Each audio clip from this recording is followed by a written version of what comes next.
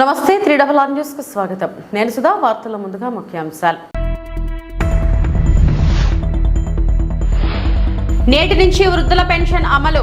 సచివాలయాలకు వచ్చి తీసుకోవాల్సిందిగా జిల్లా కలెక్టర్లు ఆదేశాలు.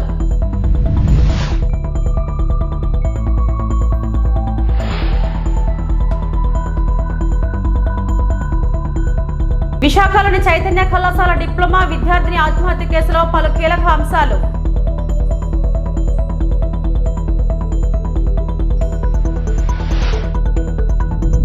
1.50 కోట్ల సాయాన్ని అందజేసిన ఆంధ్ర క్రికెట్ అసోసియేషన్.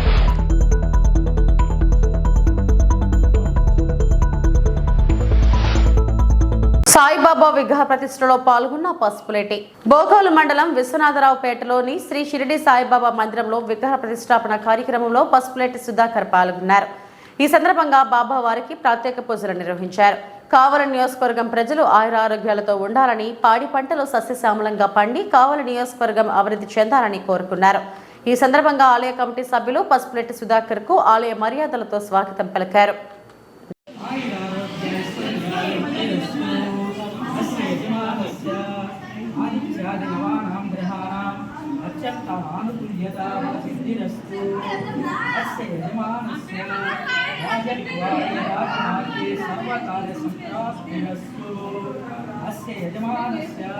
శ్రీ సాయినాథ స్వామి దివ్య దేవతా సంపూర్ణసిద్ధిరస్తు. ధనం ధాన్యం పశుపుత్రలాభం శత సంవత్సరం దీర్ఘమాయు శతమానం భవతి శతాని సాయినాథ స్వామి దివ్య దేవతా సంపూర్ణసిద్ధిరస్తు.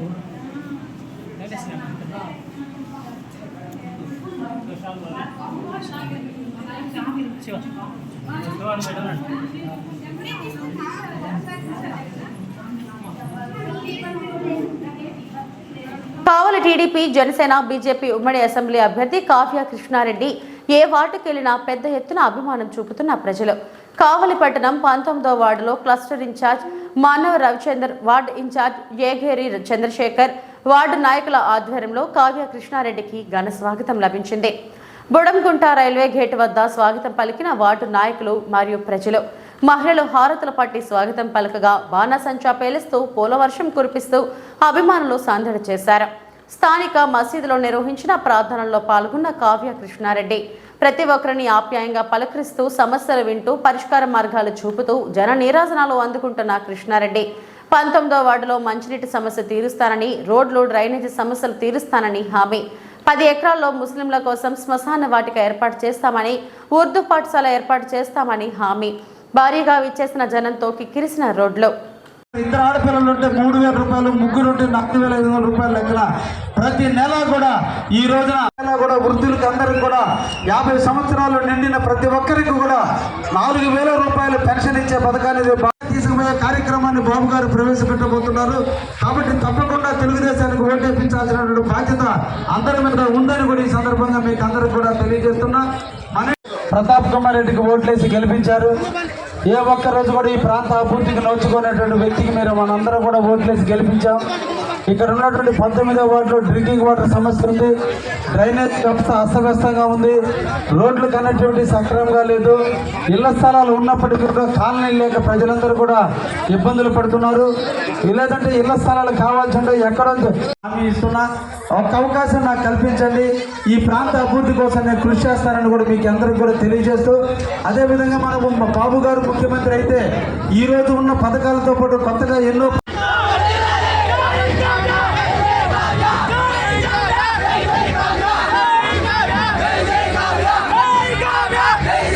ప్రజలందరికీ మేలు జరగాలంటే జగన్మోహన్ రెడ్డి సీఎం కావాలి. నిరుపేదల సేవలను అడ్డుకోవడం టీడీపీ కుట్ర. ప్రజలకు మెరుగైన సేవలు అందించే వాలంటీర్లపై చంద్రబాబు కుట్ర అని కావలి ఎమ్మెల్యే రామిరెడ్డి ప్రతాప్ కుమార్ రెడ్డి వాపోయారు. బోగోలు మండలంలో కార్యకర్తలను ఉత్తేజపరిచిన బైక్ ర్యాలీ. గ్రామాల్లో రామిరెడ్డి ప్రతాప్ కుమార్ రెడ్డికి బ్రహ్మరథం పట్టిన ప్రజలు. పండుగ వాతావరణంలో సాగుతున్న ఎన్నికల ప్రచారం. ప్రతి ఒక్కరిని ఆప్యాయంగా పలకరిస్తూ జనం నీరాజనాలు అందుకుంటున్న కావలి ఎమ్మెల్యే రామిరెడ్డి ప్రతాప్ కుమార్ రెడ్డి.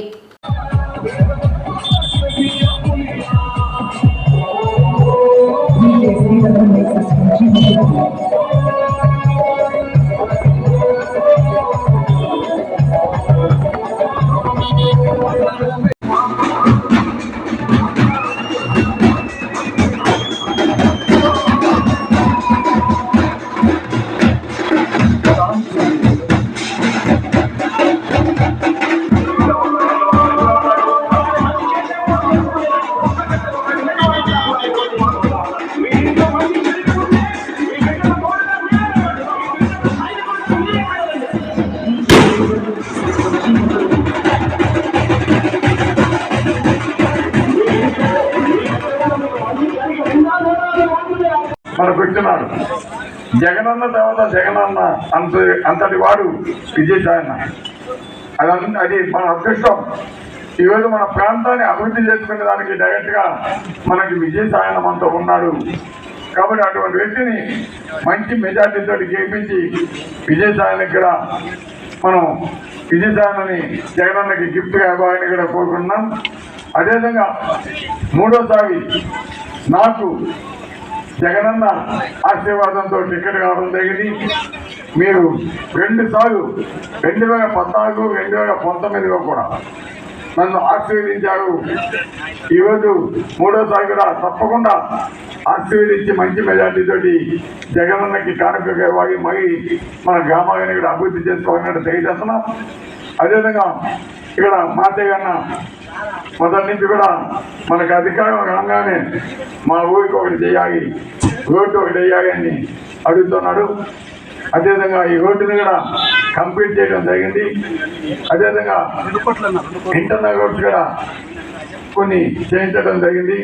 తప్పకుండా మన గ్రామాల్లో సంక్షేమ పథకాలతో పాటు అభివృద్ధి కార్యక్రమాలు కూడా ఈరోజు చేసిన ఘనత వైఎస్ జగన్మోహన్ రెడ్డి గారిని కూడా తెలియజేస్తున్నాం. అదేవిధంగా కావలి నియోజకవర్గ అభివృద్ధికి ఒక పక్క రామాయపట్నం పోర్టు, ఒక పక్క ఫిషింగ్ హార్బర్ ఏవైతే చంద్రబాబు నాయుడు గారు ప్రజలను మోసం చేసేదానికి ఫౌండేషన్ స్టోన్ మాత్రమే వేశాడు. కానీ జగన్మోహన్ రెడ్డి గారు ఫౌండేషన్ స్టోన్ వేసిన 1.5 సంవత్సరంలో అవి కంప్లీట్ చేసి ఇచ్చిన ఘనత వైఎస్ జగన్మోహన్ రెడ్డి గారు గుర్తుపెట్టుకోవాలి. కాబట్టి తప్పకుండా జగనన్న ఈ రాష్ట్రంలో మనం మరీ ముఖ్యమంత్రి చేసుకోవాలి. కాబట్టి తప్పకుండా మీరు మంచి మెజార్టీతోటి విజయసాయనని నన్ను గెలిపించి జగనన్నకి కానుకగా ఇవ్వాలని చెప్పి తెలియజేస్తూ ఈ రాష్ట్రానికి జగనన్నని మగా ముట్టకుండా ప్రజల్ని మరీ మోసం చేశాడు మీ అందరికీ తెలుసు. అందుకే 2019లో జగనన్న మీద నమ్మకంతో జగనన్న ఈ రాష్ట్రానికి ముఖ్యమంత్రి చేసుకున్నారు. జగనన్న ఇచ్చిన హామీలన్నీ కూడా దాదాపు 100% నెరవేర్చడం జరిగింది. అదేవిధంగా ఈరోజు మీ పిల్లల్ని ఏ విధంగా చదివిస్తున్నాడో మన గ్రామాల్లో స్కూల్స్ చూస్తే అర్థమవుతా ఉంది. ఈరోజు స్కూల్స్ యొక్క రూపురేఖలు ఏ విధంగా మారిపోయినాయో, ఈరోజు మన పిల్లల భవిష్యత్తు కోసం ఏ విధంగా జగన్మోహన్ రెడ్డి గారు బంగారు పాట వేస్తున్నాడో కూడా ఒకసారి ఆలోచించాలి. ఈరోజు జగనన్న 5 సంవత్సరాలు ముఖ్యమంత్రిగా ఉండగా ఒక పక్క విద్యార్థుల యొక్క తల్లిదండ్రులు, రైతాంగం, అదే పేద ప్రజలు ప్రతి ఒక్కరు కూడా ఏ విధంగా సంతోషంగా ఉన్నారో మీకు అర్థమవుతోంది.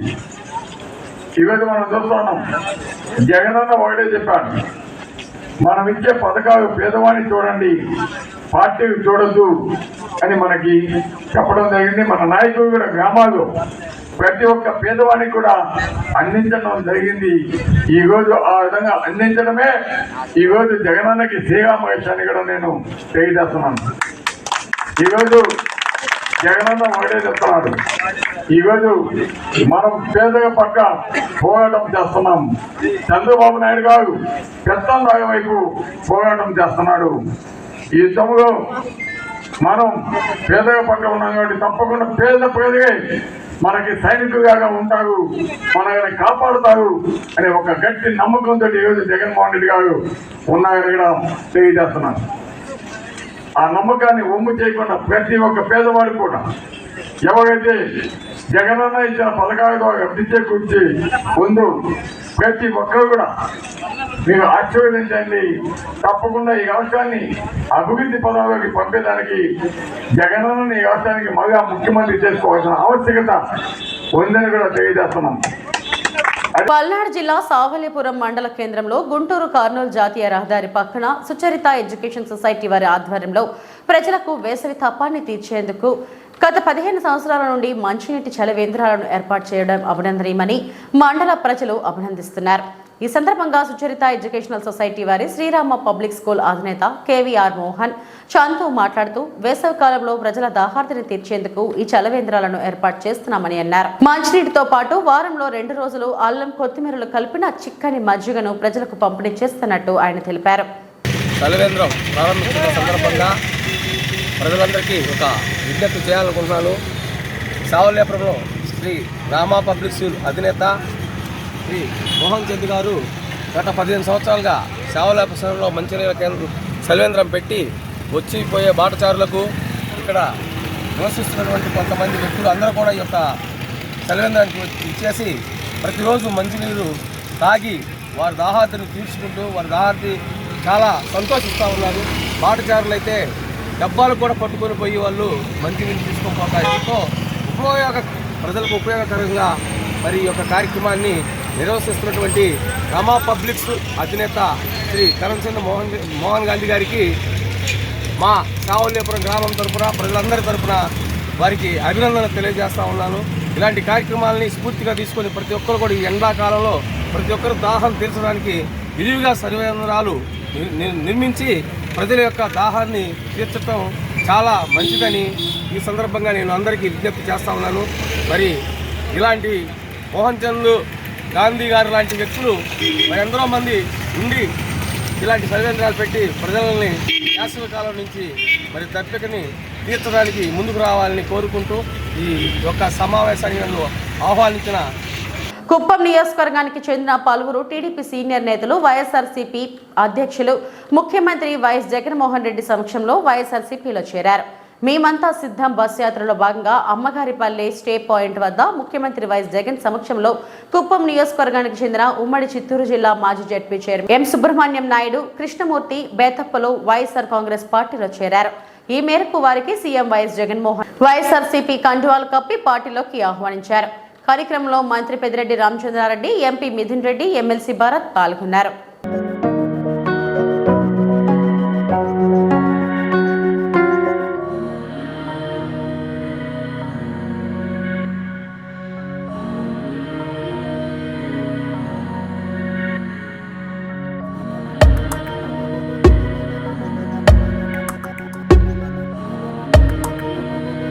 చిత్తూరు జిల్లా సదుం మండలం సదుం గ్రామానికి చెందిన 23 ఏళ్ల ముఖేష్ 2 ఏళ్ల క్రితం పెరాలసిస్ కు గురయ్యాడు. ఇప్పటికే స్తోమతకు మించి అప్పులు చేసి మరీ వైద్యం చేయించింది ముఖేష్ కుటుంబం.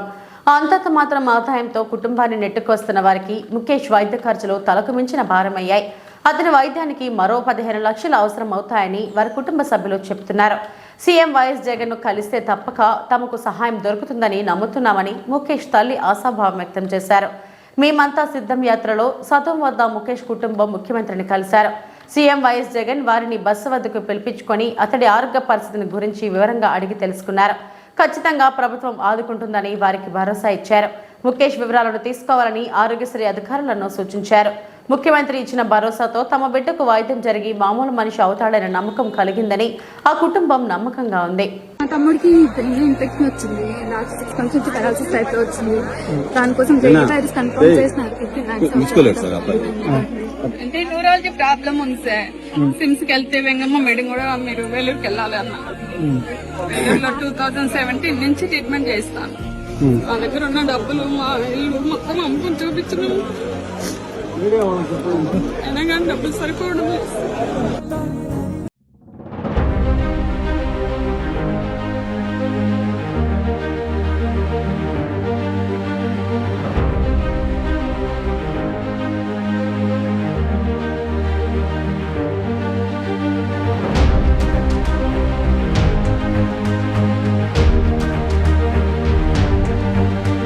విశాఖలోని చైతన్య కళాశాల డిప్లొమా విద్యార్థిని ఆత్మహత్య కేసులో లైంగిక వేధింపుల కారణంగా పోలీసులు తేల్చారు.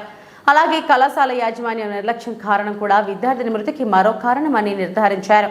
ఈ కేసులో విద్యార్థుల పట్ల అనుచితంగా ప్రవర్తించిన ల్యాబ్ టెక్నీషియన్తో పాటుగా మరో 4గురిని పోలీసులు అరెస్టు చేశారు.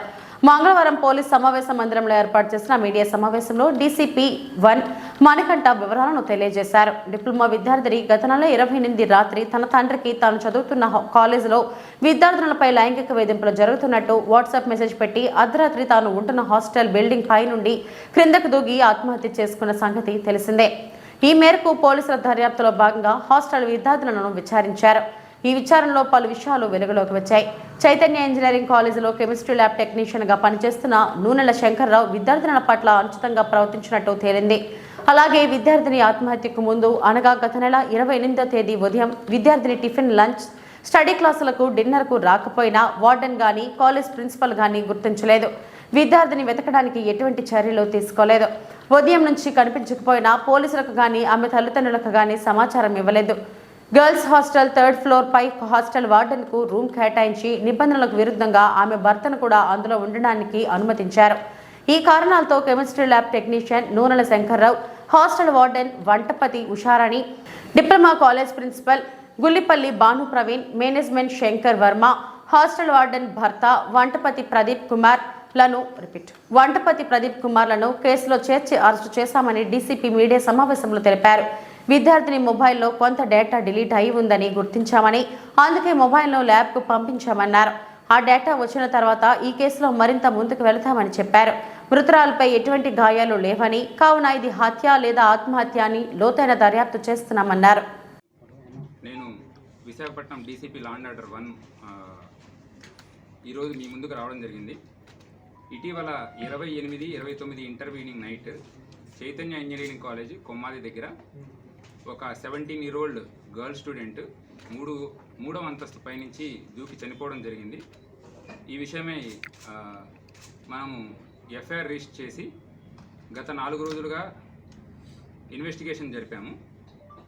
సో చనిపోయే ముందు ఎవరైతే ఈ బాధితురాలు ఉన్నారో వాళ్ళ పేరెంట్స్కి మరియు వాళ్ళ అక్కకి వాట్సాప్లో ఒక మెసేజ్ పెట్టడం జరిగింది.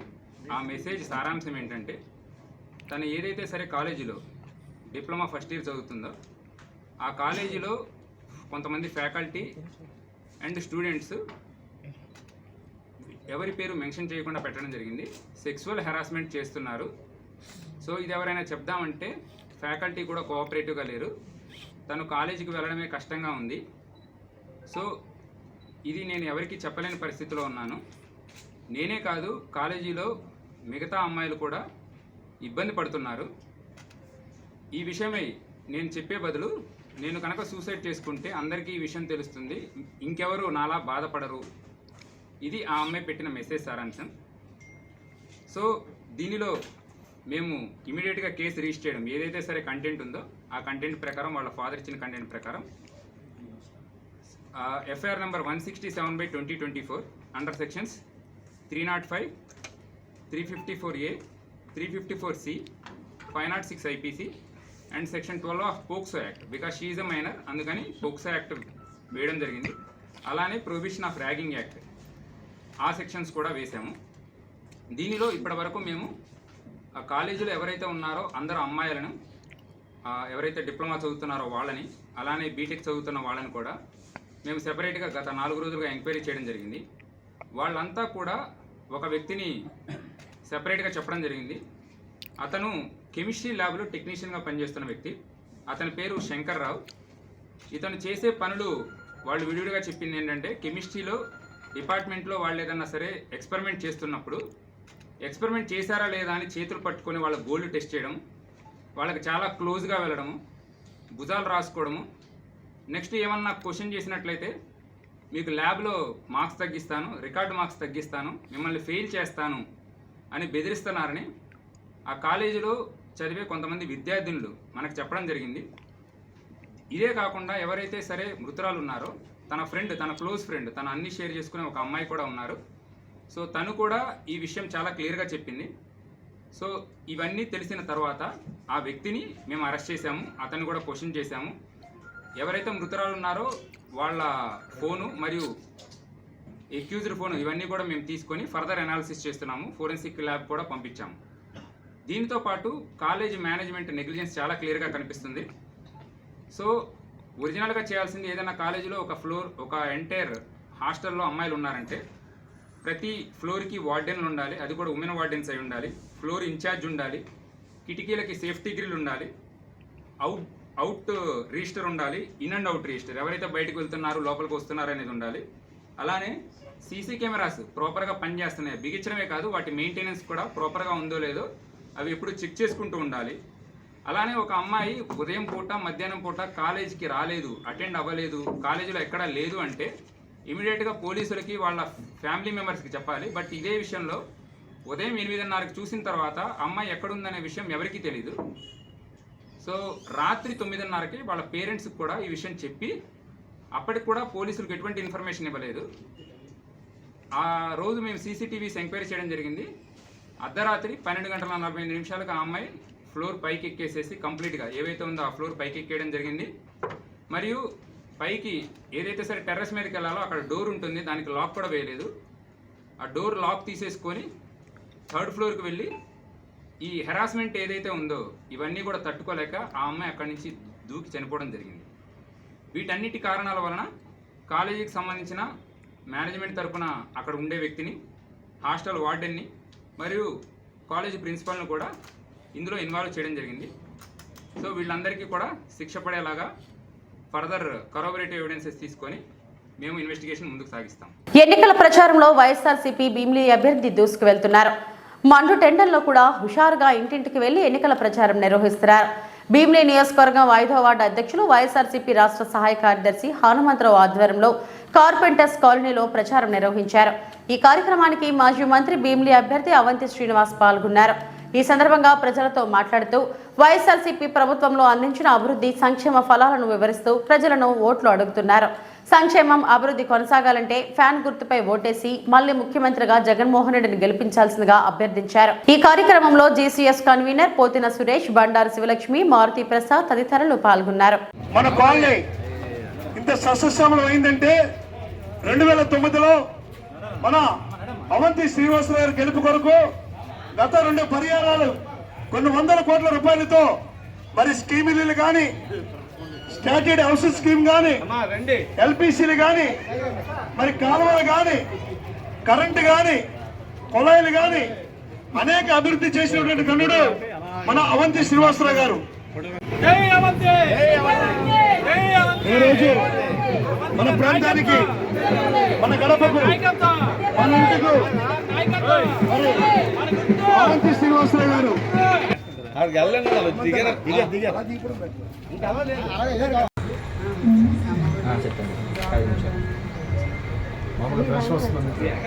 ఈరోజు ప్రాబ్లం చెప్పండి అమ్మా.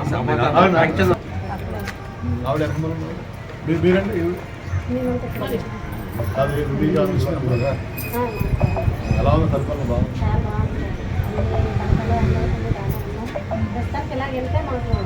చాలా బాగుంటుంది. ఇంకా కొద్దిగా ఏంటంటే ఉంది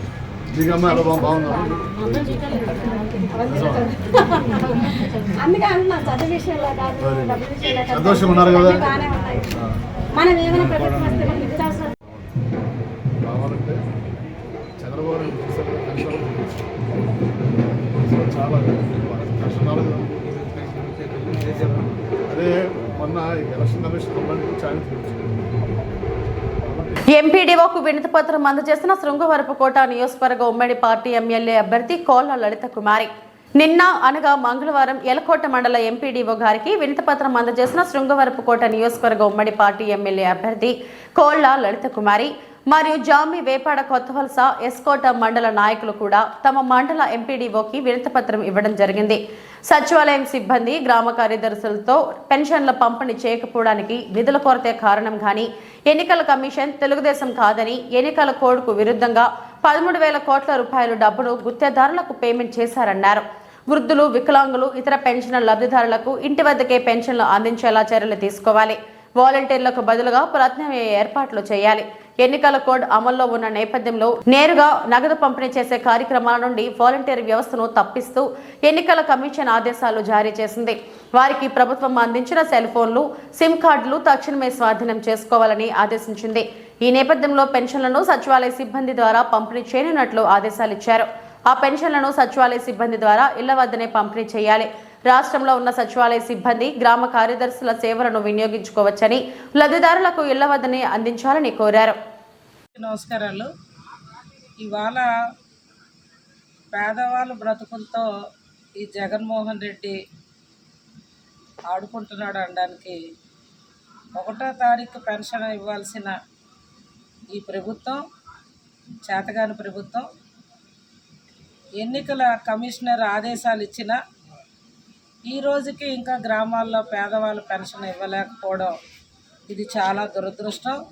దీన్ని తెలుగుదేశం పార్టీ తీవ్రంగా మేము ఖండిస్తూ ఎంపీడీఓలకు కూడా మరి మేమంతా కూడా శాంతియుతంగా మా నిరసనని తెలియజేశాం. వాళ్ళకు అధికారులకు చెప్పింది ఒకటే, ఏదైతే ఇవాళ ఈ ఎన్నికల కమిషనర్ ఆదేశాలు ఆయన ఇచ్చాడో వాటికి అనుగుణంగా సచివాలయం స్టాఫ్ ఉన్నారు, ఇతర కార్యదర్శులు ఉన్నారు, ప్రభుత్వ అధికారులు ఉన్నారు. వాళ్ళందరితోటి ఇంటింటికి పంపించి పెన్షన్లు వెంటనే ఇవ్వాలని. ఎందుకంటే ఎన్నికల్లో గ్రామాల్లోకి వెళ్ళేటప్పుడు వృద్ధులంతా కూడా నన్ను పట్టుకొని ఈ నెల పెన్షన్ ఇవ్వలేదమ్మా ఈ ప్రభుత్వం అని బాధపడుతూ మందులు కొనుక్కోవాలి, మాకు నిత్యావసర వస్తువులకు డబ్బులు ఉండాలి, ఇంకా ఇవ్వలేదని వాళ్ళంతా కూడా బాధపడుతూ నాకు చెప్పిన సందర్భాలు ఉన్నాయి. కనుక ఈ ప్రభుత్వం వెంటనే సచివాలయం స్టాఫ్ ఇతర ప్రభుత్వ ఉద్యోగస్తులతో పెన్షన్లు వెంటనే అందించాలని ఈ చేతగాని ప్రభుత్వం ఈ ప్రభుత్వానికి బుద్ధి చెప్పాలి. చంద్రబాబు గారి హయాంలో భవిష్యత్తు రోజుల్లో 4000 పెన్షన్ ప్రతి 50 ఏళ్ళు దాటిన వాళ్ళకి కూడా ఇంటికి పంపించి ఆదుకుంటామని ఎస్కోట్ నియోజకవర్గంలో నేను పెద్దపీట వేస్తానని కూడా ప్రజలందరికీ తెలియపరుస్తూ ప్రభుత్వం వెంటనే స్పందించి ఆదుకోవాలని చెప్పి డిమాండ్ చేస్తున్నాం. ఈ వార్తలు ఇంతటితో సమాప్తం. నమస్తే.